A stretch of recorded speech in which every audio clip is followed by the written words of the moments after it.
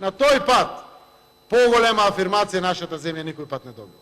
На патот на Европската унија и на патот на првата стратешка цел членството во НАТО не е добила нашата земја никогаш поголема афирмација и поголема поддршка од тоа што денеска го има. И ред да се поклоните на тоа и да кажете аферим, пеки на тоа што е направено. Се друго е кабаетлук, провидност во политиките, кои што се препознаени од граѓаните. Дали се, ќе го видиме 17 октомври доаѓа, затоа што и тоа има рефлексија на избори, иако се локални. Еве, ќе дојде времето и тоа ќе го покаже.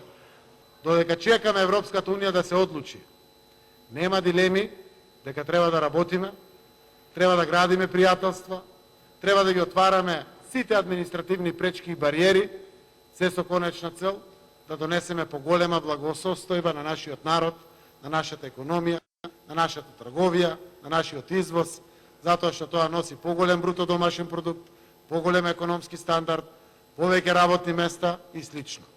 Со иницијативата Open Balkan, дефинитивно, во случај на пожари и катастрофи, ќе ги имаме триплирано капацитетите, па нешто боли, пратеник, ќе ги имаме триплирано капацитетите за реакција кога треба да им помогнеме на нашите граѓани.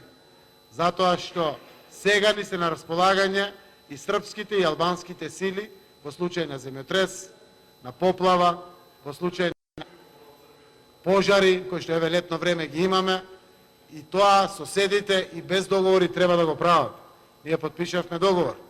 Подпишавме договор за признавањето на работните дозволи, за да можеме слободно да работиме каде што ќе одлучиме, овде во Балканот. Подпишавме договори и меморандуми за ослободување до конечна цел, конечно целосно ослободување на протокот на стоки и патници на нашите гранични премини. И секако тоа носи придобивки за нашиот народ. Огромно мнозинство вчера го поздрави тоа што се случува на Балканот. Времето имаше фајт, кавги меѓу политичарите.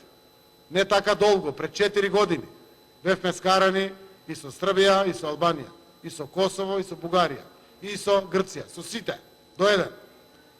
И што добивме од тоа?